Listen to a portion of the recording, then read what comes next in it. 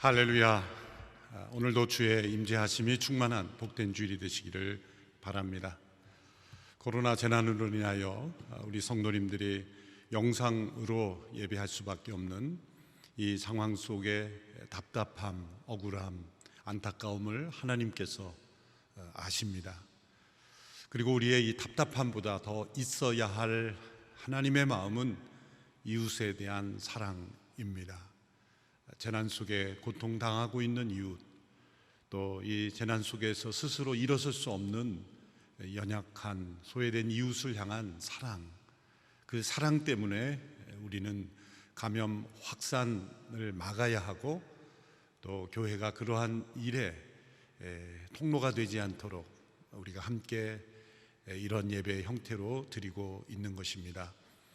비록 영상 예배지만 신령과 진정으로 우리가 있는 그곳에서 하나님 앞에 예배 드리는 예배자가 될 수 있게 되기를 바라고, 하나님께서 속히 하나님의 은혜 가운데 다시 만난 예배당에서 만나는 그날을 허락해 주실 줄로 믿습니다.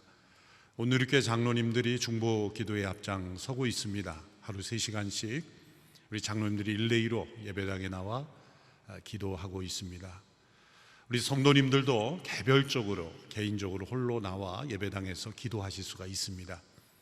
소그룹으로 함께 예배당에 오셔서 기도하는 것은 허락되지 않습니다. 그러나 개인적으로 홀로 나와 시간을 정해 기도하시고, 또 방역수칙을 잘 지키시는 한에서 기도 드리는 것은 가능합니다.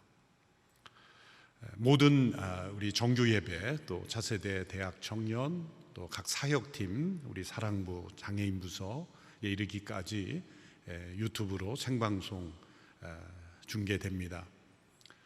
또 하반기에 모든 공동체, 또 양육과정도 온라인으로 개강되고 또 진행되고 있습니다.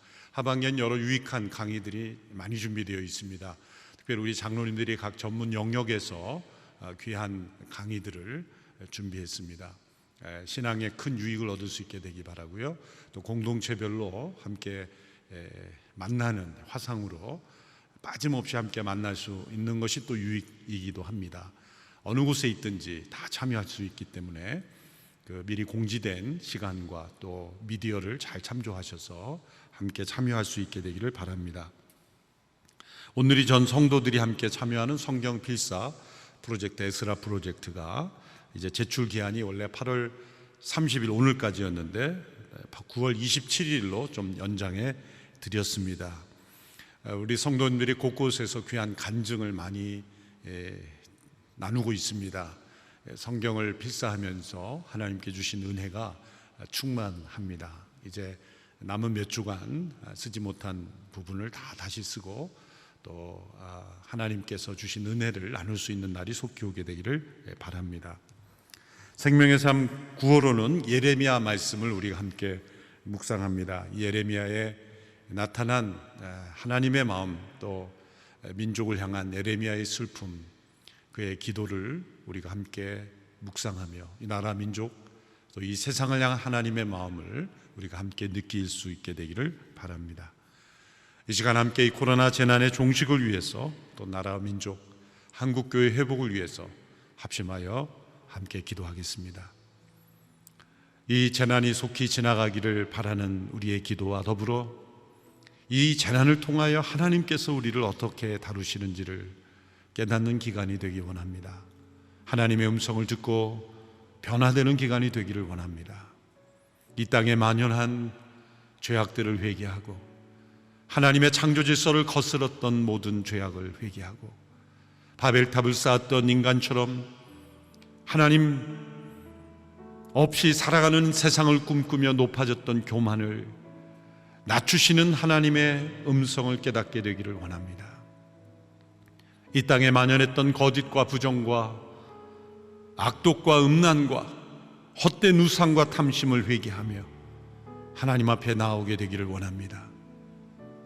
한국교회의 죄악을 회개하며 세상의 소금과 빛이 되지 못한 모습을 회개하며 진실하지 못하고 이중적 삶을 살았던 것을 회개하며 이웃을 향하여 희생하지 못했던 모습을 회개하며 다시 복음 앞에 주님의 마음을 품고 돌아서기를 간절히 원하오니 주님 회복시켜 주시옵소서. 우리 개인의 삶이, 믿음이, 우리의 자녀의 믿음이 이 코로나 재난의 기간을 통하여 하나님과 더 멀어지는 것이 아니라 더 가까워지게 하옵소서. 우리 합심하여 함께 기도하며 나아갑니다. 살아계신 하나님 아버지, 이 코로나 재난을 통하여 역사하시는 하나님 없이 살아가는 세상을 꿈꾸며 하나님과 같아지려고 끊임없이 교만하여 교만의 탑을 쌓아 올리는 인간의 이 교만의 뿔을 꺾으시고 코로나 재난을 통하여 하나님 앞에 낮아지게 하시며 하나님의 창조 질서 앞에 돌아오게 하시는 하나님, 이 모든 재난을 통하여 우리를 변화시키기를 원하시는 하나님의 음성을 듣고 돌이키는 저희들이 되기를 원합니다.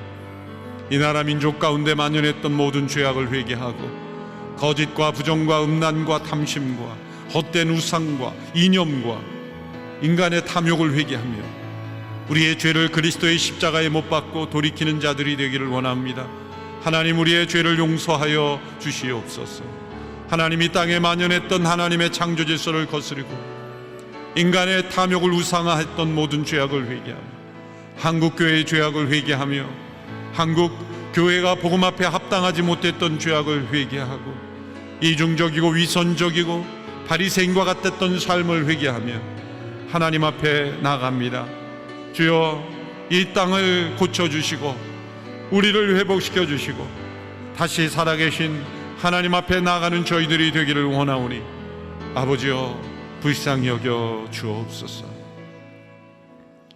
살아계신 하나님, 이 코로나 재난을 통하여 역사하시는 하나님, 바벨에서 탑을 쌓고 하나님처럼 높아지려고 했던 인간들을 흩으시고 심판하신 하나님, 이 코로나 바이러스를 통하여 하나님 없이 살아가는 세상을 꿈꾸며 하나님처럼 높아지려고 했던 인간의 교만의 뿔을 꺾으시고 낮추시는 하나님, 이 재난을 통하여 우리가 하나님을 다시 경험하기를 원하고 살아계신 하나님 앞에 나아가기를 원합니다. 이 땅에 만연했던 거짓과 부정과 음란의 죄악을 회개하고 헛된 우상과 악독과 탐심의 죄를 회개하고 인간의 헛된 이념과 스스로를 높였던 우상을 회개하며 하나님 앞에 나아오기를 원합니다. 한국교회가 세상에 소금되지 못했던 것을 회개하며 빛이라 부르신 주의 음성에 순종하지 못했던 우리의 죄악을 회개하며 이웃을 내 몸과 같이 사랑하지 못하며 우리 자신만을 생각했던 바리새적인 위선을 회개합니다.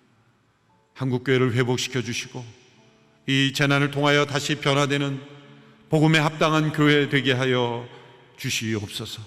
우리 개인의 믿음, 우리의 자녀의 믿음, 우리 모든 성도들이 재난을 통하여 하나님께 더 가까이 나가게 하옵소서. 예수님의 이름으로 기도하옵나이다. 아멘. 어떤 사람이 중국 선교의 선구자이셨던 허드슨 테일러 선교사님에게 이런 질문을 했습니다. 선교사님은 그 많은 어려운 사역을 어떻게 성공적으로 감당하실 수 있었습니까? 그 비결은 무엇입니까? 선교사님은 이렇게 대답했다고 합니다. 저는 오직 기도로 하나님으로 하여금 사람과 상황을 움직이도록 했을 뿐입니다. 하나님의 선하신 손길을 의지하며 기도로 하나님께서 다른 사람들을 변화시켜 주시기를 기도했을 따름이라고 고백한 것입니다. 우리의 기도는 능력이 있습니다. 하나님의 선한 손길로 사람을 움직이는, 상황을 움직일 수 있는 능력의 도구가 되기 때문입니다. 느헤미야가 하고자 하는 일은 매우 어려운 일이었습니다. 거의 불가능한 일처럼 보였습니다. 느헤미야 한 사람으로서는 할 수 없는 일이었습니다. 주변의 사람을 움직이고 많은 사람을 움직여야만 했습니다. 느헤미야 개인의 능력으로는 이룰 수 없는 일이었습니다. 예루살렘 성벽을 재건함으로 예루살렘 성을 회복하는 일, 단지 건축의 일이 어려운 것이 아닙니다. 그 일에 참여할 많은 백성들의 마음이 움직여져야 했습니다. 이미 1차, 2차에 걸쳐서 예루살렘에 많은 포로의 귀환이 이루어졌었습니다. 물론 스룹바벨, 학개, 스가랴 선지자를 통하여 성전 재건은 이루어졌습니다. 또 예배도 회복된 것처럼 보였습니다. 그러나 성벽이 방치되어 있는 것은 아직도 포로에서 귀환한 이스라엘 백성들이 영적으로 하나 되지 못했고 우선순위가 바로 서지 못했다는 것을 보여주는 것이었습니다. 그들의 식어진 가슴을 다시 일으켜서 하나님의 일에 집중하도록 만드는 것은 매우 어려운 일이었습니다. 그러나 그것보다 더 어려운 첫 번째 일이 있었습니다. 이 한 가지 일이 이루어져야 그 다음의 일이 이루어질 수 있는 것입니다. 그것은 바로 아닥사스다 왕의 술관원으로 매여 있는 느헤미야가 자유로워지는 것입니다. 느헤미야가 아무리 선한 일을 꿈꾸고 하나님의 부르심을 받아 헌신한다고 할지라도 느헤미야가 아닥사스다 왕의 술관원으로 매여 있는 한 그 모든 것은 이루어질 수 없었습니다. 그러므로 느헤미야가 이 어려운 과제에서 첫 번째로 해야 할 일은 아닥사스다 왕의 허락을 받고 또 축복을 받으며 예루살렘으로 귀환하는 것이었습니다. 당시 아닥사스다 왕은 아주 고집이 세고 또 잘 변화되지 않는 융통성 없는 인물로 알려져 있었습니다. 더군다나 느헤미야는 이 아닥사스다 왕의 신임을 받는 술관원이요, 그 직책은 쉽게 변화될 수 없는, 여러 사람으로 계속 바꿀 수 없는 직책이었기 때문에 느헤미야가 자유롭게 자신이 하고자 하는 일을 하는 허락을 받는 것은 마치 산을 움직이는 것과 같은 매우 어려운 일이었을 겁니다. 그러나 오늘 본문에 나오는 느헤미야와 아닥사스다 왕의 대화를 통해서 하나님의 은혜로운 손길이 느헤미야를 자유케 했고 또 그에게 주신 하나님의 소명이 이루어졌음을 우리에게 말씀하고 있습니다. 이 짧은 대화를 통해 하나님의 은혜로운 손길이 어떻게 느헤미야를 통하여 이루어졌는가 우리는 살펴볼 수 있습니다. 이 하나님의 은혜로운 손길이 느헤미야를 통해 어떻게 이루어졌습니까? 어떤 자세로 느헤미야가 기도했기에 하나님의 은혜로운 손길이 임했을까요? 첫째로 느헤미야는 하나님의 때를 기다렸습니다. 우리가 기도하면서 받는 가장 큰 유혹은 당장 이루어지기를 바라는 것입니다. 지금 당장 응답이 주어지기를 원하는 것입니다. 또 나의 때에 기도가 응답되기를 바라는 것입니다. 그러나 하나님의 응답은 하나님의 때에 이루어집니다. 느헤미야는 1장에서 예루살렘의 형편의 소식을 듣고 수일 동안 슬피 울며 금식하며 기도했습니다. 그 직후에 어떤 일이 일어났습니까? 아무런 일이 일어나지 않았습니다. 아무런 상황의 변화도 없었습니다. 느헤미야가 기도했을 때 수일간의 슬픔의 통곡의 금식기도, 눈물을 흘리며 간구하는 그 기도 직후에 아무런 일이 일어나지 않았습니다. 그는 여전히 자신이 할 일을 했을 뿐입니다. 느헤미야는 즉시로 아닥사스다 왕에 달려가 자신을 보내달라고 간청하지도 않았습니다.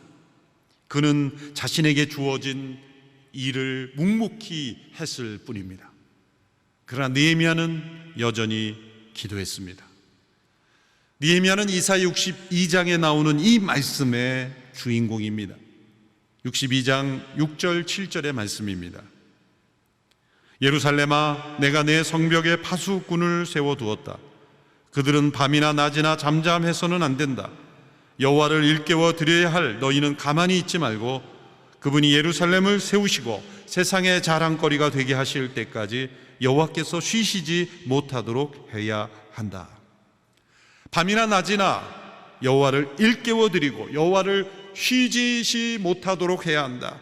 여호와께서 쉬지 못하도록 해야 한다는 것은 하나님을 우리가 귀찮게 해드린다는 뜻이 아닙니다. 우리의 기도가 하나님께 번거롭게 해드린다는 뜻이 아닙니다. 이것은 우리의 간절한 계속적인 기도가 하나님께서 계속 주목하신다는 그런 뜻입니다. 오늘 본문 2장 1절을 보면 이때는 아닥사스다 왕 20년 니산월이라고 했습니다. 니산월은 오늘 우리 시대의 원력으로 말하자면 3월 중순에서 4월 중순까지의 기간입니다.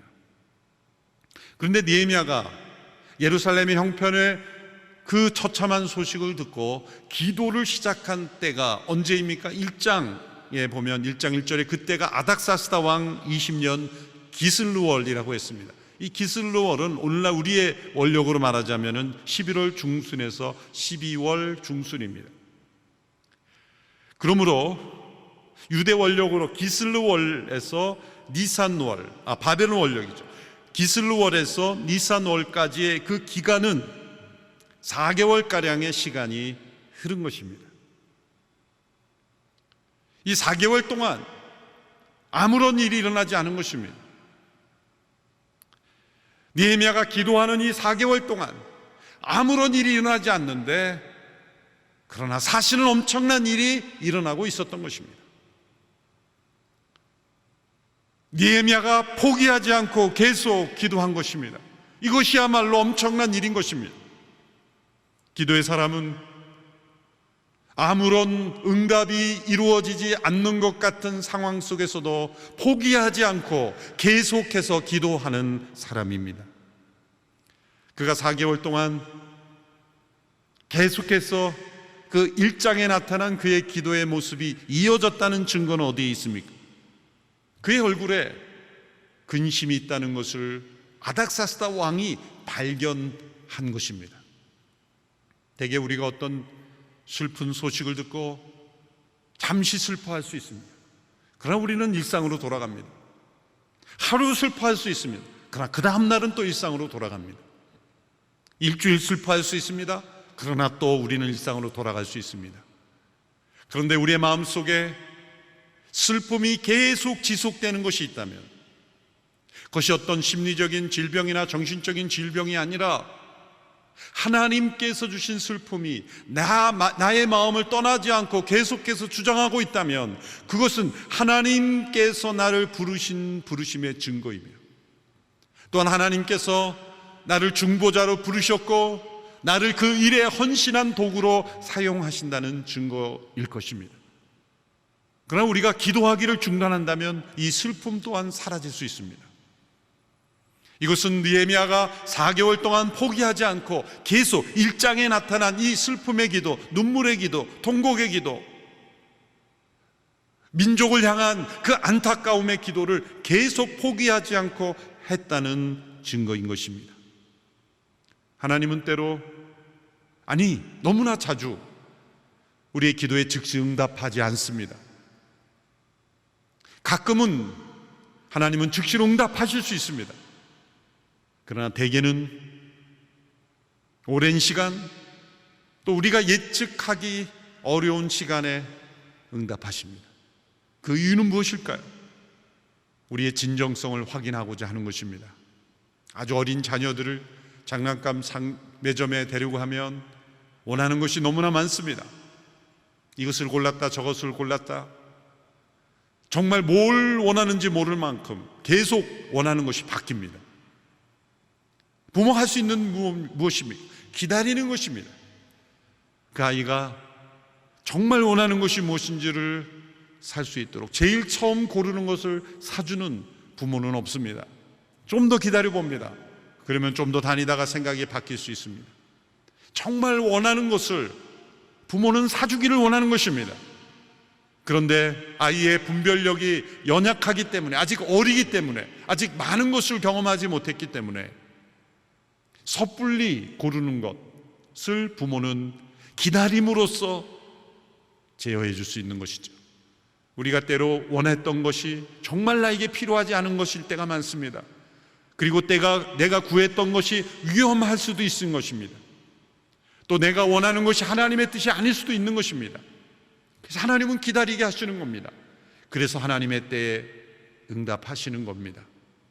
우리의 진정성을 확인하고자 하시며, 또한 하나님께 대한 깊은 신뢰를 확인하고자 하십니다. 한 가나안 여인이 귀신 들린 딸을 고쳐달라고 예수님께 데려왔었습니다. 예수님은 너무나 냉정하게 침묵했습니다.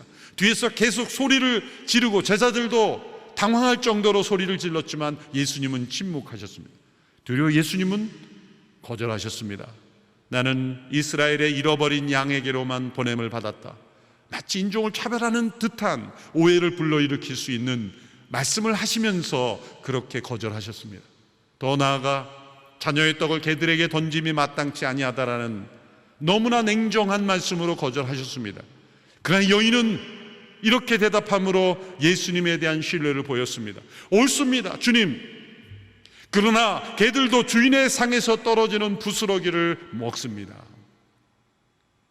이 여인의 고백은 예수님께 대한 전적인 신뢰, 자신을 한없이 낮추고 주님의 능력은 한없이 높이며 또한 내 마음속에는 진정성을 주님 앞에 올려드리는 고백이었습니다. 그때 주님이 내 딸이 나음을 얻었다. 가라, 내 딸이 고침받았다.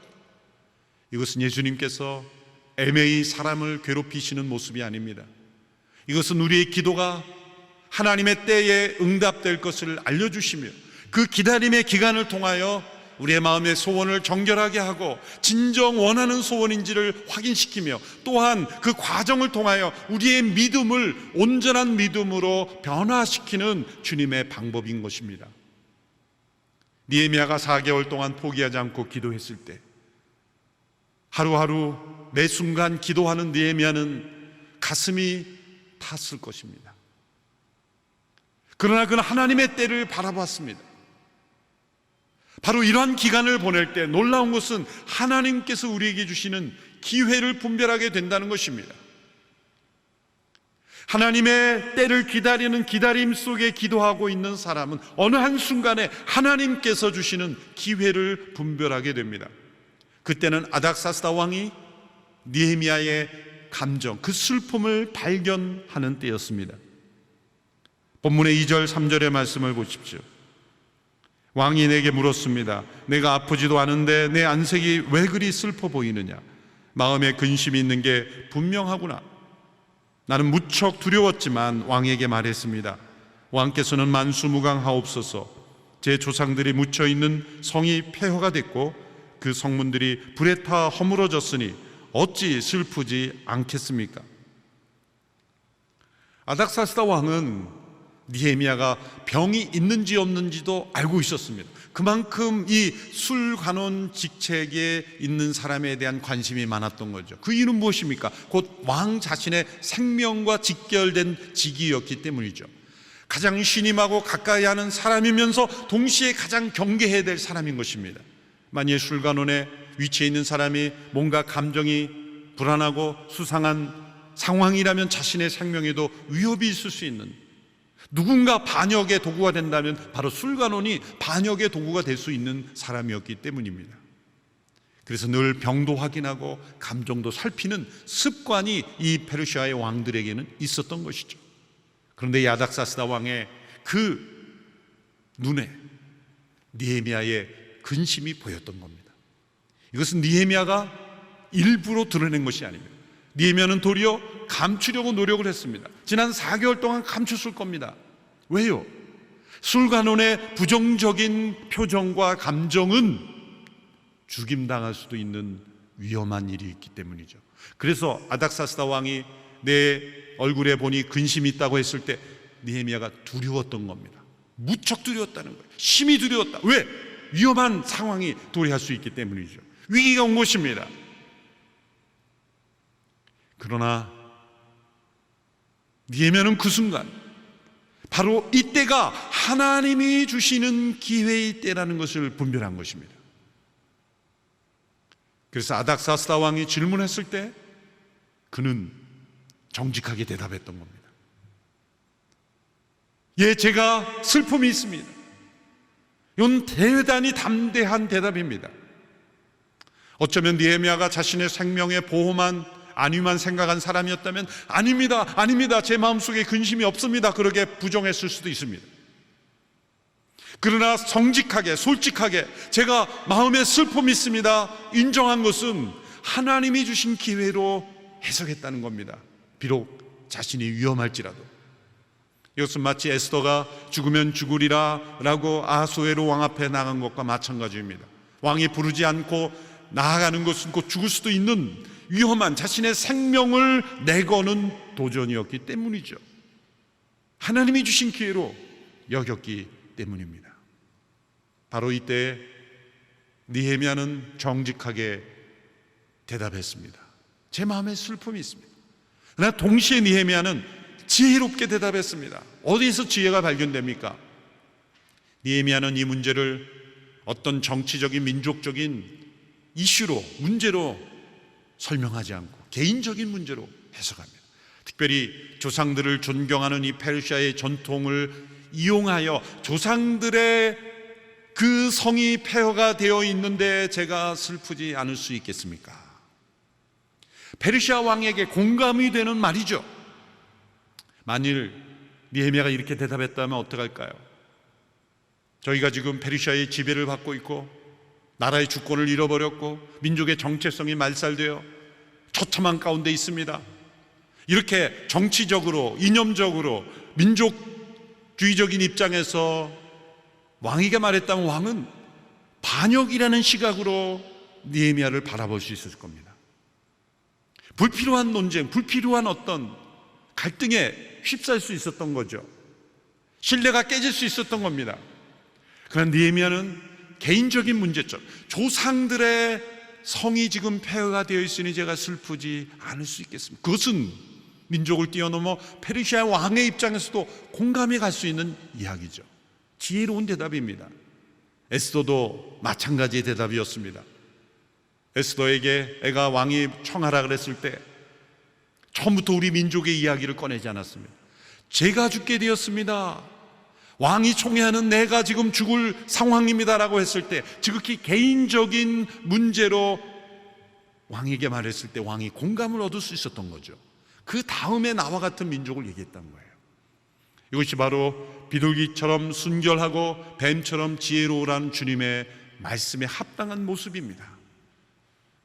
주님께서 복음을 전하라고 하는 제자들에게 너희는 세상에서 비둘기처럼 순결하고 뱀처럼 지혜로우라 말씀하셨어요. 이 순결과 지혜는 때로 상반되는 것처럼 보입니다. 순결을 추구하는 사람은 있는 그대로 다 자기의 속마음을 털어놓아야 순결하다고 생각하지만 때로는 하지 않아도 될 말까지 해서 어려움을 겪는 경우도 있죠. 때로 세상과 타협하는 부정한 모습으로 나갈 수도 있습니다. 세상은 때로 지혜를 부정한 것과 타협하는 것을 지혜라고 생각할 때도 많습니다. 그러나 진정한 지혜는 순결한 지혜요, 진정한 순결은 지혜로운 순결인 것입니다. 뱀처럼 지혜로운 말이 어떤 의미일까요? 뱀이 IQ가 높아서, 지능이 높아서, 인간보다 지능이 높아서 그런 얘기를 했을까요? 아닙니다. 사전을 찾아보십시오. 뱀은 IQ가 아주 낮습니다. 그런데 왜 뱀처럼 지혜로우라고 말씀하셨을까요? 뱀에게 있는 지혜는 위험을 피하는 지혜입니다. 위험이 다가오면 기가 막히게 숨고 피합니다. 예수님이 제자들에게 말씀하신 것은 너희가 복음을 전하면서 불필요한 고난 받지 말라는 겁니다. 오늘 이 코로나 재난의 한복판에서 한국교회에게 필요한 주님의 말씀은 비둘기처럼 순결하고 뱀처럼 지혜로우라는 말씀이에요. 우리 하나님 앞에 순결해야 됩니다. 예배를 드려야 합니다. 교회의 정체성을 지켜야 합니다. 그러나 세상 속에 불필요한 오해, 불필요한 논쟁, 불필요한 갈등에 휩싸이지 않도록 불필요한 위험은 피하는 뱀 같은 지혜가 오늘 우리에게 필요한 것이죠. 느헤미야가 바로 그러한 모습을 보였던 것입니다. 조상들의 성이 폐허가 되었으니 어찌 제가 슬퍼하지 않을 수 있겠습니까? 참 지혜로운 대답입니다. 정직하며 순결하며 동시에 지혜롭고 타인의 공감을 이끌어낼 수 있는 이 느헤미야의 이 지혜는 바로 4개월 동안의 깊은 기도, 오랜 기도, 계속적인 간절한 기도 속에 성령에 사로잡힌 사람의 영혼에서 나오는 지혜였던 것입니다. 하나님께서는 이러한 상황을 기회로 삼으셨어요. 세상적인 시각으로 볼 때는 느헤미야에게 위기일 수 있습니다. 왕 앞에서 근심의 표정을 지었던 그 순간은 술관원에게서는 위기였지만 하나님의 은혜로운 손길은 이 위기를 기회로 바꾸어 주시는 겁니다. 하나님은 우리가 뜻하지 않고 예상하지 않은 방법과 모습으로 응답하실 수 있기 때문입니다. 때로 우리에게 위기가 닥칩니까? 그러나 하나님의 은혜로운 손길은 위기를 기회로 바꿉니다. 한국교회가 복음이 이 땅에 들어온 이후에 최대의 위기를 맞았습니다. 예배당 예배가 드려지지 못하고 있을 뿐만 아니라 사회적으로 엄청난 수치와 모독을 당하고 있습니다. 가장 신뢰받을 수 없는 종교라고 평가받고 있습니다. 많은 부분, 억울한 부분이 있습니다. 재난과 고난 속에서 교회가 얼마나 이웃을 향하여 봉사했고 섬겼고 나누었습니까? 그 수치를 정량으로 따지자면 타 종교가 비교할 수 없습니다. 우리는 이만큼 했는데 왜 사회는 우리에게 이렇게 냉대하는가? 억울할 수 있습니다. 그래서 위기죠. 또한 한국교회는 하나 되고 있지 못하고 있습니다. 그러나 이 위기 속에 우리는 하나님이 주신 기회가 있다고 바라봐야 합니다. 하나님의 은혜로운 손길은 이 위기를 기회로 바꾸어 주시며 우리가 영적으로 연단되고 새롭게 되고 변화되고 복음 앞에 합당한 교회로 변화될 수 있는 유일한 교회입니다. 이러한 재난과 위기가 아니고서는 변화되지 않는 우리들이기에 하나님은 극약의 처방을 하신 겁니다. 세상을 새롭게 볼 수 있는 기회가 될 것입니다. 한국교회가 미래를 향하여, 다음 세대를 향하여, 세상을 향하여 어떻게 순결하고 지혜롭게 나가야 될지를 알려주시는 기회가 될 것입니다. 이 기회를 하나님께서 느헤미야에게 주신 것입니다. 그래서 왕의 마음을 바꿔주신 겁니다. 이 느헤미야 2장 4절에 5절의 말씀을 보십시오. 왕이 내게 물었습니다. 내가 무엇을 원하느냐? 그때 내가 하늘의 하나님께 기도하고 왕에게 대답했습니다. 왕께서 기뻐하시고 종이 왕께 은총을 입었다면 왕께서는 저를 조상들이 묻혀있는 유다 땅으로 보내 그 성을 다시 건축하게 하소서. 태산과 같은, 산과 같은, 움직이지 않을 것 같은, 불가능한 것 같은 왕의 마음이 움직였습니다. 그래서 느헤미야의 요청을 들어주는 마음으로 바뀌었습니다. 내가 무엇을 원하느냐? 이때 느헤미야는 잠시 하나님 앞에 기도했습니다. 그때 내가 하늘의 하나님께 기도하고 왕에게 대답했습니다. 왕에게 바로 대답하지 않았습니다. 그러나 이 순간은 매우 짧은 순간이었을 겁니다. 왕이 지금 내가 무엇을 원하느냐 그랬을 때 잠깐 저에게 시간을 주십시오, 하루만 주십시오, 그렇게 요청할 수 없습니다. 바로 대답해야 합니다. 머뭇거릴 수 없습니다. 왜냐하면 왕 앞에서 이 머뭇거림은 의심을 불러일으키기 때문이죠. 그러므로 이 느헤미야가 하늘의 하나님께 기도한 것은 한순간, 짧은 순간의 기도입니다. 오랜 시간의 기도가 아닙니다. 이것은 갑자기 하는 기도가 아니라 지난 4개월 동안에 계속되는 기도의 연장일 뿐입니다. 평소 기도하지 않은 사람은 한순간의 위기 때도 기도하지 않습니다. 조지 모리슨 목사님은 이 기도를 전보기도라고도 하겠고 어떤 분은 화살기도라고 부르기도 합니다. 어떤 명칭으로 부르든 우리가 당한 매 순간의 상황 속에서 순간 하나님 앞에 기도하는 것, 이 세상의 어떤 사람과 상황 앞에서도 하늘의 하나님께 먼저 구하는 이 기도의 습관이 우리에게 매우 중요합니다. 느헤미야는 이 짧은 순간에 세상의 왕 앞에, 세상의 통치자 앞에 간청하기에 앞서 하늘의 왕, 만왕의 왕, 이 하늘의 만왕의 통치자 앞에서 먼저 잠시 기도한 것입니다. 저의 부끄러운 과거를 고백하며 교훈을 얻고자 합니다. 제가 입학하여 다닌 신학교는 제가 입학할 때 한 2년 정도 아주 독특한 입학 시험을 시행했습니다. 필기 시험이 아니라 면접 중심으로 바꾼 겁니다. 성경 시험도 면접으로, 영어 시험도 면접으로 다 한 겁니다. 구두로 다 시험을 치르는 겁니다. 성경에 관한 내용뿐만 아니라 영어에 대한 내용도 면접으로 치른 겁니다. 시험 방식은 아주 독특했습니다. 한 바구니에 여러 종이, 그 종이 안에는 영어 한 문단씩 적혀 있는 그 종이가 수북히 있는 바구니를 탁자에 놓고 세 분의 교수님이 앉아 있었습니다. 이제 수험생은 그 바구니에 있는 한 종이를 자기가 선택해서 그것을 읽어야 합니다. 교수들이 알아들을 수 있도록 읽어야 하고 또한 그것을 해석해야 합니다. 교수님들은 그저 듣고 해석을 들을 뿐입니다. 그것이 영어 시험이었습니다. 무척 긴장한 상태로 저는 그 한 종이를 뽑았습니다.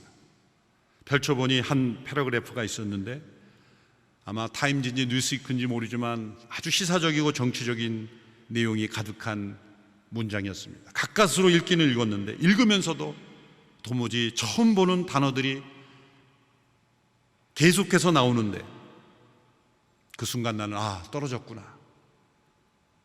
등에 땀이 흐르기 시작했습니다. 읽기는 읽었지만 도무지 해석이 되지 않고 입을 열지 못하고 가만히 침묵이 흘렀습니다. 그때 어느 교수님이 웃으면서 입을 여셨습니다. 자네가 지금 가장 어려운 문장 중에 하나를 뽑았는데 그 이유가 뭔지 아는가? 잘 모르겠습니다. 다른 수험생들은 다 뽑기 전에 기도하고 뽑던데 자네만 바로 그냥 뽑았다네. 다시 한번 기회를 주겠다. 저는 잠시 눈을 감고 기도하고 다시 종이를 뽑았습니다. 그때 제가 뽑은 것은 너무나 내가 익숙한 성경 구절을, 영어 성경 구절이 뽑혔습니다. 그래서 간신히 합격했습니다. 짧은 기도가 가져온 엄청난 사건이죠. 그 짧은 순간에 제가 기도하지 못했다는 것이 교수님들이 발견한 거죠. 그것은 우리의 기도 생활이 깊어지고 습관화되지 않으면 어떤 순간에 그 짧은 기도가 나오는 것, 그것이 우리의 영성이라는 것입니다. 느헤미야는 이 짧은 순간에 사람을 의지하기보다 살아계신 하나님을 의지하였습니다. 그때 하나님의 은혜로운 손길이 왕의 마음을 움직였고 함께했다는 거예요. 왕의 마음은 이미 은혜로운 하나님의 손길 안에 있었습니다. 느헤미야 2장 6절의 말씀을 보십시오. 그때 왕 옆에 왕비도 앉아 있었는데 왕이 내게 물었습니다. 그렇게 다녀오려면 얼마나 걸리겠느냐? 언제쯤 돌아오겠느냐? 왕이 나를 보내기를 허락한 것입니다. 그래서 나는 왕에게 기한을 정해 말했습니다. 왕은 느헤미야 요청을 수락하였습니다.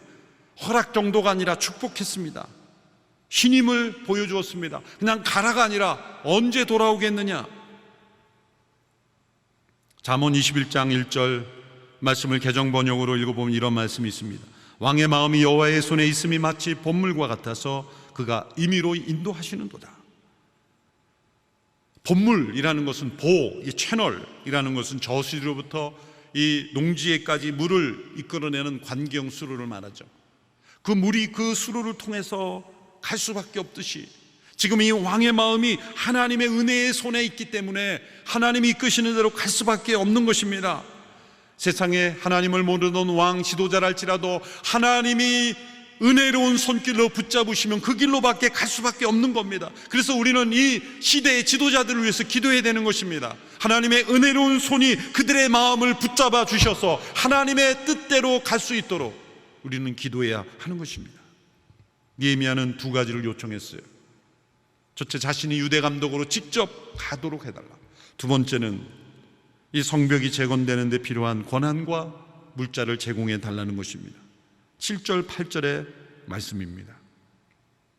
내가 다시 왕에게 말했습니다. 만약 왕께서 기뻐하신다면 제가 유다에 도착할 때까지 무사히 통과할 수 있도록 유프라데스 강 건너 총독들에게 보여줄 친서를 써 주시겠습니까? 그리고 왕의 살림 감독 아삽에게 친서를 내리셔서 성전 옆 성문과 성벽과 제가 살 집에 들보 제목을 내주도록 해주십시오. 이 말씀 속에 느헤미야의 철저한 준비와 계획이 있었다는 것을 보여줍니다. 지난 4개월 동안 그는 기도하며 동시에 계획하고 준비했던 거예요. 조사했던 겁니다. 하나님의 은혜로운 손길이 함께 하실 때 우리의 계획과 준비를 사용하신다는 것을 잊지 말아야 합니다. 때로 하나님은 우리에게 아무 계획도 하지 않도록 하실 수 있습니다. 모든 계획을 생각조차 하지 않도록 내려놓을 수도 있습니다. 그러나 하나님은 대개 우리가 기도하며 준비하고 계획하게 하십니다. 그래서 하나님의 때에 그 모든 것이 이루어지도록 하십니다. 무계획은 신앙이 아니라, 이 불신앙이 아니라 신앙의 표현인 것입니다. 느헤미야는 기도하며 계획했고 또한 계획하며 기도했습니다. 잠언 16장 9절의 말씀을 종종 오해하시는 분이 있습니다. 사람이 마음으로 자기의 길을 계획할지라도 그 걸음을 인도하시는 분 여호와시니라. 이 말씀은 계획이 필요 없다는 뜻이 아닙니다. 사람이 마음으로 그 길을 계획할지라도 그것은 계획 자체도 하나님의 인도하심에 쓰임받을 수 있다는 겁니다. 내가 어떤 계획을 세웠지만 하나님이 그 계획을 무너뜨릴 수도 있고 다른 계획으로 인도할 수 있고 그 계획을 통해 또 다른 길로 우리를 인도할 수 있기에 하나님께서 우리에게 주시는 그 능력, 기도하며 계획하며 준비하는 것, 이것은 하나님의 은혜로운 손길의 통로가 될 수 있는 것입니다. 보십시오. 아닥사스다 왕이 질문했을 때 느헤미야가 대답하는 내용을 보십시오. 어느 정도 기한이면 되겠느냐 그럴 때 제가 가봐야겠습니다라고 말하지 않았어요. 기한을 정했다 그랬어요. 왕이 허락하는 기간으로 하겠습니다라고 하지 않고 기한을 정했습니다. 또한 예루살렘을 통과할 수 있는 통행증을 만들어 달라고 했습니다. 어느 지역에서 반대와 저항이 있을 것까지 다 알았습니다. 어느 지역의 총독이 틀림없이 반대할 것까지 다 파악하고 있었습니다. 성벽을 재건하는 데 필요한 자재, 자신이 거할 수 있는 집까지 이 기회에 느헤미야는 아닥사스다 왕에게 샅샅이 보고한 것입니다. 그런데 하나님께서는 느헤미야가 이렇게 기도하고 준비한 것에도 넘치도록 응답하셨어요.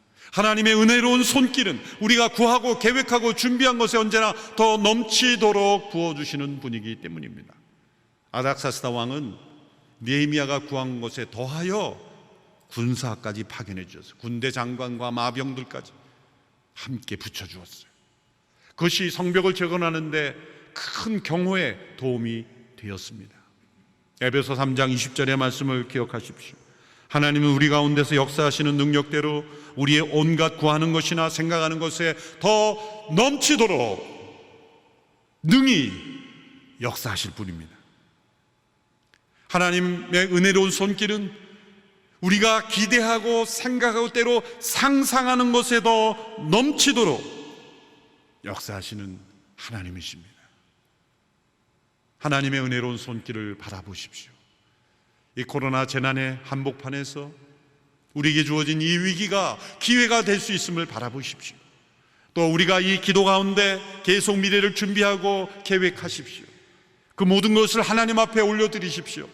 하나님이 이 모든 것에 더 넘치도록 역사하실 수 있는 하나님이심을 믿고 바라보십시오. 느헤미야의 모든 성공적인 시작의 열쇠는 하나님의 은혜로운 손길이었다고 고백하고 있습니다.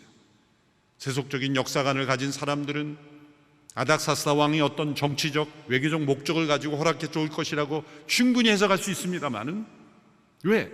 너무나 과분한 조치, 너무나 있을 수 없는 조치이기 때문이죠. 당시 아닥사스다 왕, 페르시아 왕들의 성품과 그런 상황을 보면은 있을 수 없는 일이 일어났기 때문에 뭔가 다른 이득을 위해서 이런 일을 했을 것이다라고 충분히 추정할 수 있습니다.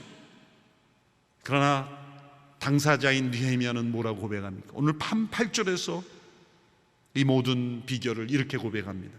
내 하나님의 은혜로운 손길이 내 위에 있었기 때문입니다. 오직 하나님의 은혜로운 손길, 그것이 느헤미야의 고백이었습니다. 우리가 지금 처한 이 엄청난 코로나 재난의 한복판에 우리가 구해야 될 것은 바로 이 하나님의 은혜로운 손길입니다. 우리가 이겨낼 수 없는 이 엄청난 재난, 태산같이 움직일 수 없는 이 불가능한 상황일지라도 하나님의 은혜로운 손길이 함께 하시면 위기가 기회가 되고 하나님은 더 넘치도록 우리에게 함께 하실 줄로 믿습니다. 한국교회가 처한 이 위기가 기회가 되고 하나님께서 더 한국교회를 귀하게 사용하실 수 있는 축복의 기간이 될 수 있습니다. 우리에게 필요한 것은 바로 느헤미야와 같은 기도입니다. 하나님의 마음을 품고 슬퍼하며 지울 수 없는 슬픔으로 계속 기도하는 것입니다. 하나님의 때를 바라며 하나님의 방법대로 하나님의 공급하심이 임할 것을 바라고 이 세상을 변화시켜 주시도록, 교회를 회복시켜 주시도록 우리가 하나님의 은혜로운 손길을 구할 때 위대한 하나님의 선한 손길이, 은혜로운 손길이, 자비로운 손길이 우리 가운데 임할 줄로 믿습니다. 이 찬양을 함께 부르고 말씀을 맺기를 원합니다. 은혜 아니면 살아갈 수가 없는 저희들, 우리 호흡마저도 다 주님의 축복임을 고백하며 주님의 은혜만을 구하는 저희들이 되기를 원합니다. 은혜 아니면 살아갈 수가 없네요.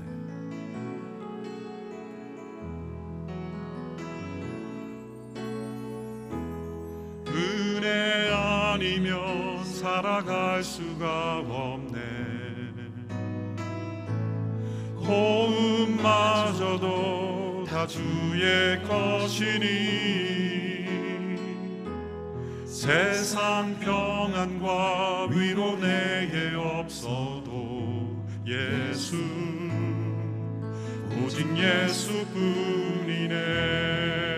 은혜 아니면 살아갈 수가 없네.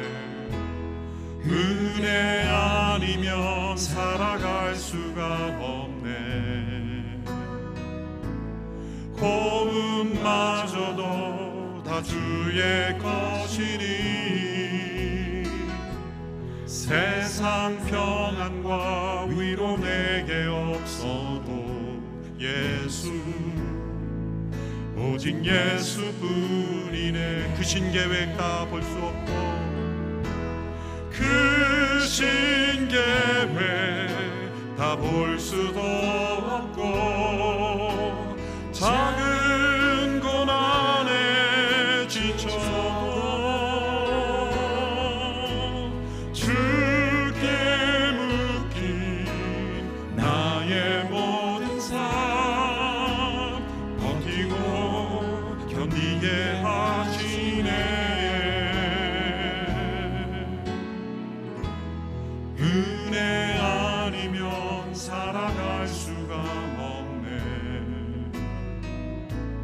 나의 모든 것 다 주께 맡기니 참된 평안과 위로 내게 주신 주 예수, 오직 예수뿐이네. 그 신계획 다 볼 수 없고 그 신계획 다 볼 수도 없고 작은 고난에 지쳐도 주께 묶인 나의 모든 삶 버티고 견디게 하시네.